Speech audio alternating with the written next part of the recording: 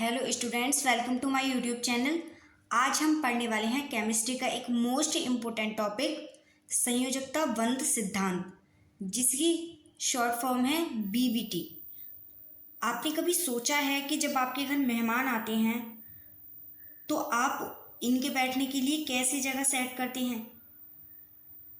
बिल्कुल वैसे ही हमारी केमिस्ट्री की दुनिया में एक खेल चलता है जहाँ घर का मालिक केंद्रीय धातु होता है और मेहमान लिगेंड होते हैं, और इन दोनों के बीच जो सेटिंग बैठती है ना, उसी को हम केमिस्ट्री की भाषा में बैलेंस बॉन्ड थ्योरी यानी संयोजकता आबंध सिद्धांत कहते हैं।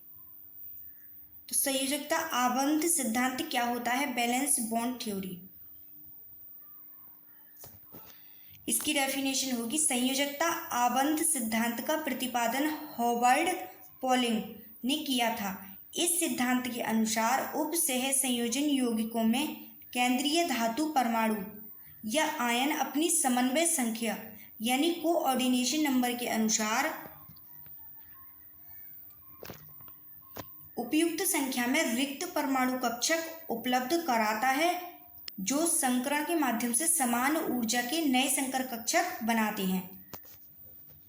और ये संकर कक्षक लिगेंड्स के दाता परमाणुओं यानी डोनेटिंग एटम्स से भरे हुए कक्षकों के साथ अति व्यापन यानी ओवरलैप करके केंद्रीय धातु और लिगेंड के बीच उप सह संयोजक आबंध बनाते हैं। ठीक है, तो नाम सुनने में भले ही खतरनाक लगे, लेकिन गारंटी है कि आज के बाद ये टॉपिक आपको पानी की तरह साफ हो जाएगा। ठीक है, अब उसके बाद आता है इसका डायग्राम। स्क्रीन पर इस डायग्राम को देखो। यहाँ पर हमने एक बहुत ही बढ़िया उदाहरण लिया है। क्या लिया है? एक बहुत ही बढ़िया उदाहरण CONH3 पॉजिटिव, जो अष्टफलकीय ज्यामिति का होता है। तो सबसे पहले शुरुआत करते हैं केंद्रीय धातु आयन से। केंद्रीय धातु आयन यानी CO3 पॉजिटिव से। तो समझ लीजिए ये हमारे घर का मुखिया है, मतलब ये जो लिगेंड है, ये जो पूरा ये एक घर है, और हम मान लेते हैं कि CO3 निगेटिव इस घर का मुखिया है। तो इसके पास अपने खुद के इलेक्ट्रॉन्स होते हैं जो इसके 3D 4s और 4p कक्षकों में रहते हैं। लेकिन भाई इसको लिगेंड को अपने साथ बिठाने के लिए, रखने के लिए इसे खाली कमरों की यानी खाली कक्षकों की जरूरत पड़ेगी ना। तो इसलिए अब डायग्राम के बीच वाले हिस्से यानी D2sp3 रिक्त संकर कक्षकों को देखिए, यहीं पर असली जादू होता है।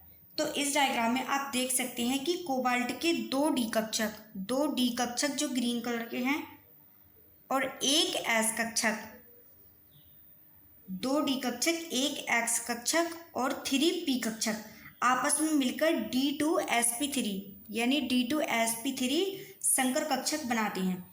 तो यानी घर के कमरों की यानी कक्षकों की ऐसी रिमॉडलिंग कर दी जाती है कि सभी लिगेंड आसानी से और आराम से बैठ सकें।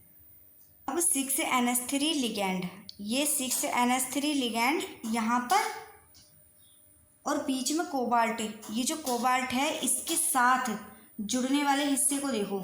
ठीक है, तो अब जो कक्षक है वो तैयार है। 6NH3 लिगेंड और बीच में इस कोबाल्ट के साथ जुड़ने वाले इस हिस्से को देखो। ठीक है, तो अब ये कमरे यानी ये कोष्ठक तैयार हो गए, और अब एंट्री होती है मेहमानों यानी लिगेंड्स NH3 की, किस यानी लिगेंड्स NH3 की एंट्री होती है।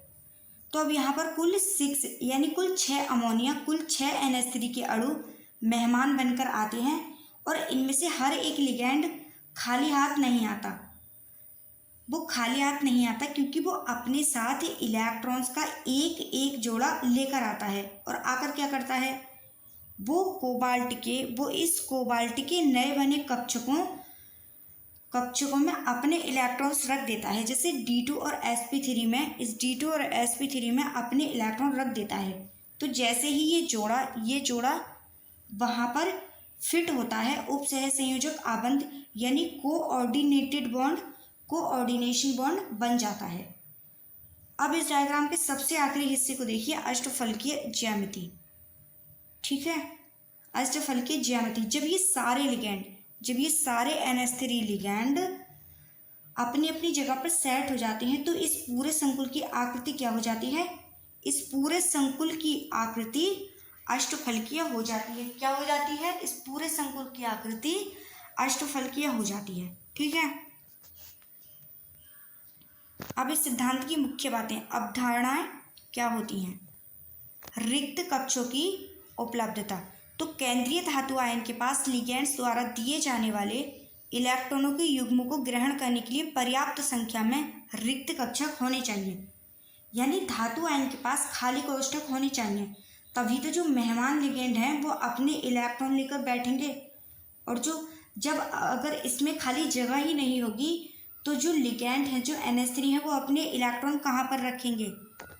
उसके बाद आता है हमारा संकरण।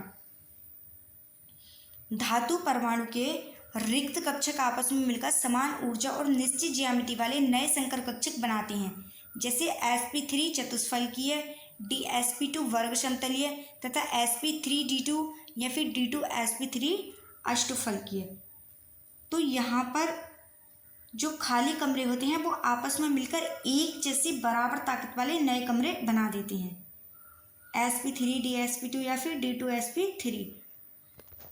अब क्या आता है, उप सहसंयोजक आबंध का निर्माण। प्रत्येक लिगेंड धातु आयन के संकर कक्षक में इलेक्ट्रॉनों का एक युग्म दान करता है। कितना? वो संकर कक्षक में इलेक्ट्रॉनों का सिर्फ एक युग्म दान करता है और समन्वय सहसंयोजक आबंध बनाता है। ठीक है, समन्वय सहसंयोजक आबंध बनाता है। तो लिगेंड अपना दो दो इलेक्ट्रॉन्स का जोड़ा लगाकर धातु के उन नए कक्षकों में रख देता है और दोनों के बीच क्या बन जाता है, दोनों के बीच उप सहसंयोजक बंध बन जाता है। अब आते हैं चुंबकीय गुण। और एक और मजेदार चीज होती है, यहाँ पर पेपर में 1 नंबर का सवाल और आता है कि बताओ ये अनुचुंबकीय है या प्रतिचुंबकीय। तो अगर जोड़े में इलेक्ट्रॉन नहीं है, मतलब अयुग्मित हैं यानी अनपेयर्ड हैं, तो वो अनुचुंबकीय होगा। क्या होगा? वो अनुचुंबकीय होगा। लेकिन अगर सारे इलेक्ट्रॉन जोड़े में हैं, पेयर्ड हैं, तो इसका मतलब है कि वो प्रतिचुंबकीय होगा। क्या होगा? प्रतिचुंबकीय होगा। तो इसकी चुंबकीय गुण क्या है? इस सिद्धांत से यौगिक के चुंबकीय स्वभाव का पता चलता है। यदि संकुल में अयुग्मित इलेक्ट्रॉन, अनपेयर्ड इलेक्ट्रॉन्स उपस्थित हैं तो वह अनुचुंबकीय होगा, और यदि सभी इलेक्ट्रॉन युग्मित हैं तो वह प्रतिचुंबकीय डायमैग्नेटिक होगा। तो फ्रेंड्स, कैसी लगी हमारी आज की क्लास? वीडियो अच्छी लगी हो तो वीडियो को लाइक करें और चैनल को सब्सक्राइब कर लें। मिलते हैं अगली क्लास में एक अलग टॉपिक के साथ। तब तक के लिए जय हिंद।